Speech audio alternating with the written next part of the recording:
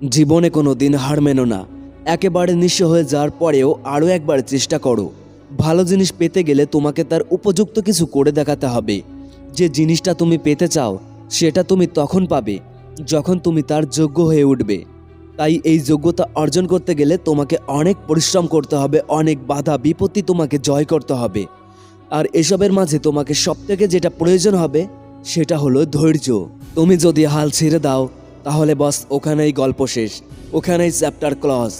আর যদি তুমি চেষ্টা করতে থাকো তাহলে একদিন না একদিন তুমি সফল হবেই। আর এই সফলতা কিন্তু সাধারণ মানুষেরা পায় না, এই সফলতা পায় জেদি মানুষেরা।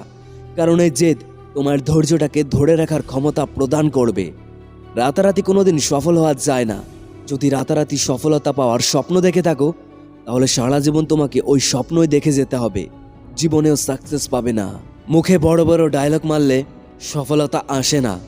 সফলতা পেতে গেলে তোমার স্বপ্নগুলোকে বাস্তবে করে দেখাতে হবে। সাকসেস যে কোনোভাবেই পাওয়া যায়, যে কোনো কাজের মাধ্যমেই পাওয়া যায়।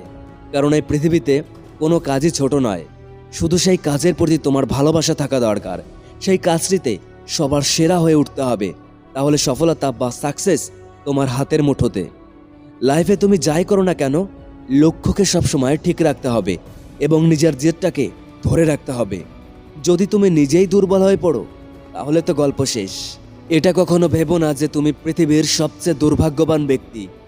যাদের মধ্যে সত্যি কোনো কিছু করার জেদ থাকে তারা কোনোদিনও অসফল হয় না।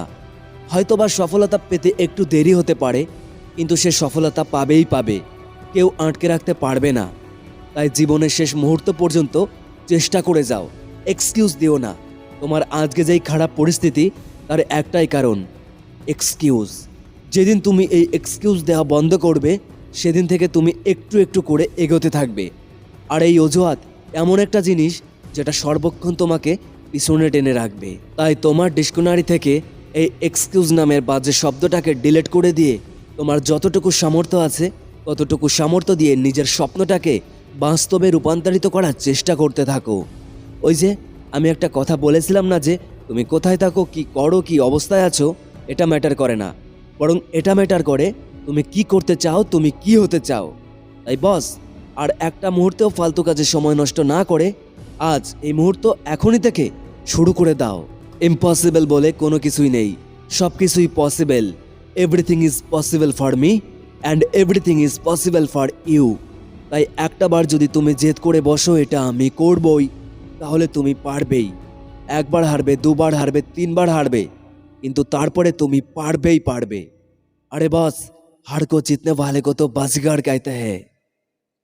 স্বপ্নের ফ্লাইটের পক্ষ থেকে আমি কুমার। বস, তুমি একজন সুপার হিরো, তুমি চেষ্টা করলে সবকিছুই সম্ভব। প্লিজ কমেন্ট করে জানাও তো তোমার জীবনের লক্ষ্যটা কি।